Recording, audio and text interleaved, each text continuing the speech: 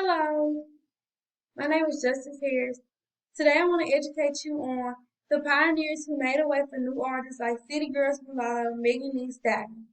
The early days of hip hop did not provide seats at the table for women MCs, and therefore, I'll share with you the first women who were successful and discuss what kind of contracts they secured. First, I want to talk about hip hop artists and their labels. The Brat began her career in 1992. She signed with So Def. Her first album, Funky Five, went platinum, which made her become the first female artist to sell 1 million copies. In 2000, she released her album Unrestricted, which made her become top 5 on the billboards.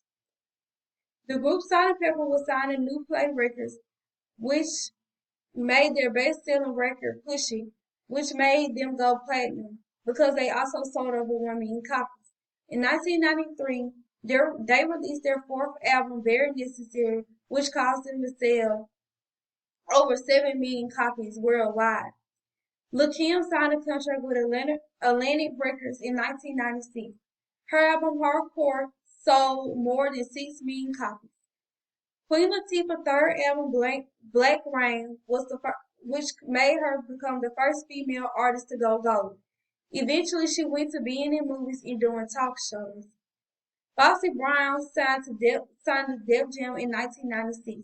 One of her best songs was Get Me Home. It was a big song for a while. Many of black female artists use their clothes, hair, and other ways to express themselves. The Brat, although sexuality was a part of her image, she uses that by wearing big baggy clothes, and her hair defines who she is as an artist. Lil' Kim used her colorful wigs and her outfit to also define who she was as a woman, as an artist.